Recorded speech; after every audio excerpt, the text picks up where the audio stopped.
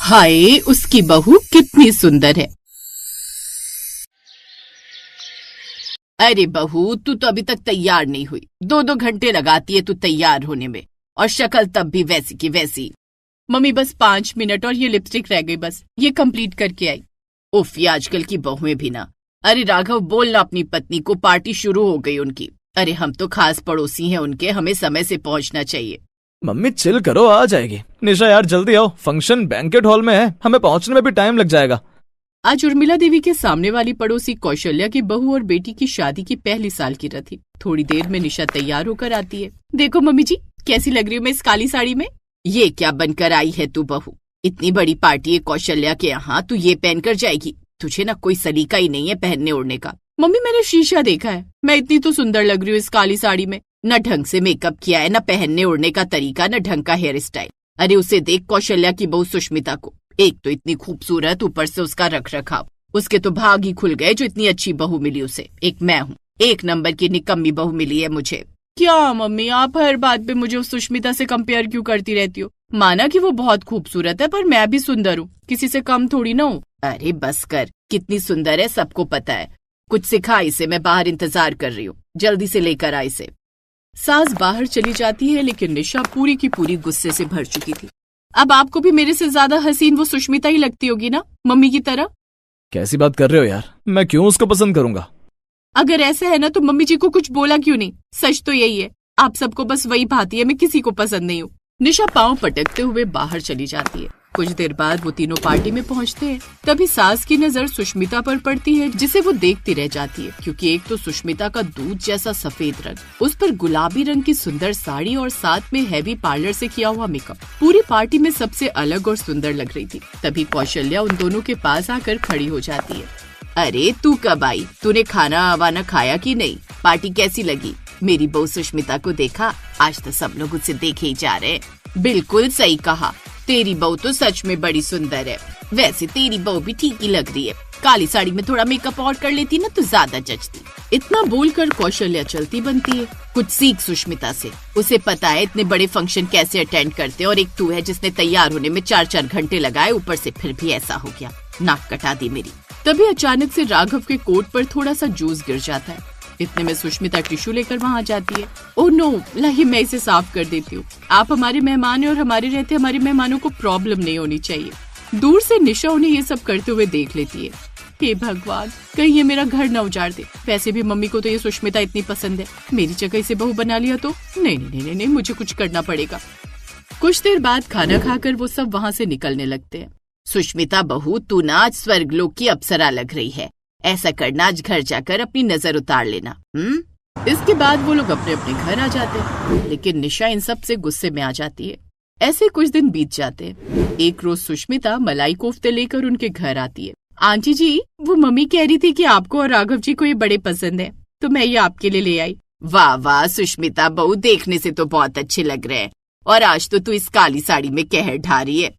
एकदम काली नागिन लग रही है इसमें। ओह थैंक यू आंटी जी। निशा बहू, तू भी कुछ सीख इससे, जितनी सुंदर है उतनी ही गुणी भी है। क्या सब्जी बनाई है इसने? नहीं, कोई जरूरत नहीं है मुझे, मैं कम मिर्च मसाले वाली चीजें बनाती हूँ, वही सेहत के लिए अच्छी होती हैं। अब जाने दीजिए ना आंटी, हर किसी का अपना तरीका होता है बनाने का। अच्छा, अब मैं चलती हूँ। ऐसा कहकर वो वहाँ से चली जाती है। देखा, कुछ सीख उससे। तूने कैसे उससे बात की, फिर भी उसने कितनी तमीज से तुझसे बात की। सुंदर होने के साथ साथ उसका व्यवहार भी काफी अच्छा है। निशा गुस्से में कमरे में चली जाती है। कुछ देर बाद राघव कमरे में आता है। अरे निशा, उस सुष्मिता ने क्या मलाई कोफ्ते बनाए? सच में मजा आ गया। अगर आपको और आपकी माँ को वो इतनी ही पसंद है तो उसे ही बहू बनाकर क्यों नहीं ले आते? ये तुम कैसी बातें कर रही हो? खैर अब तुम खाना खाकर आराम कर लो। ऐसे एक रोज उर्मिला कौशल्या के घर गई हुई थी, जहाँ उसका साफ सुथरा घर देख वो बड़ी खुश हुई, और फिर घर आकर हाय, उस कौशल्या के तो भाग खुल गए। उसकी बहू जितनी सुंदर है उतना ही सुंदर घर भी रखती है। कितनी सफाई रखी हुई है घर में, और खुद भी घर पर कितनी अच्छी बनकर रहती है। हाय, कितनी सुंदर है उसकी बहू। अब रोज रोज दूसरों की बहू की तारीफ सुनकर निशा परेशान हो चुकी थी। फिर उसी शाम, अरे निशा बहू, जल्दी खाना ला, बड़ी भूख लग रही है। तभी निशा रसोई से आती है। उसने भारी भरकम लाल रंग की साड़ी पहनी हुई थी, साथ ही ढेर सारा मेकअप भी किया हुआ था। क्या हुआ बहू, ये इतना मेकअप क्यों लगाया? अरे खाना मांगा था, मेकअप की दुकान नहीं। अरे इतना सचने की क्या जरूरत थी? मम्मी जी, खाना भी जरूर मिलेगा। मैंने आपकी पसंद का खाना बनाया और राघव में कहीं जाने के लिए तैयार नहीं हुई।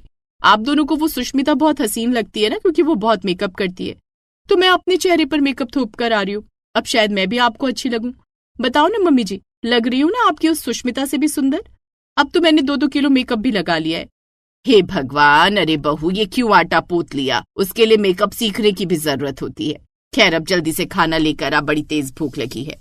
निशा उनके लिए खाना लगाती है, लेकिन जैसे ही वो खाना खाती है वैसे ही खाना खाकर जोर जोर से उछलने लगती है। हे भगवान, ये क्या पका डाला? सारा का सारा नमक मिर्च का डिब्बा उड़ेल दिया क्या? मुझे मारकर ही दम लेगी अब। हे भगवान, इतना मसाला क्यों डाला तुमने? वो क्या है ना, मम्मी जी को सुष्मिता का मिर्च मसाले वाला खाना पसंद है ना, इसीलिए मैंने तीखा खाना बनाया है। उफ, मैं ये सब नहीं खा सकता। मेरी तो हालत ही खराब हो गई है खाकर। मैं तो चला अपने कमरे में।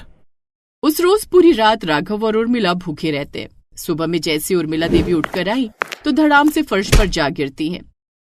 हाय रे, मर गई आई, मेरी तो कमर ही टूट गई। ये फर्श किसने गीला किया है? मुझे मारना चाहते हो क्या? निशा आकर उर्मिला देवी को उठाती है और सोफे पर बिठा देती है। फर्श तो मैंने गीला किया था मम्मी जी। आपने कहा था ना सुष्मिता को एकदम चमका के रखती है, तो बस उसी की तरह घर को साफ सुथरा रखने की कोशिश कर रही हूँ। जब से उठी हूँ ना 3री बार पोछा लगा चुकी हूँ, इसीलिए फर्श गीला है, जिस वजह से आप गिर गई।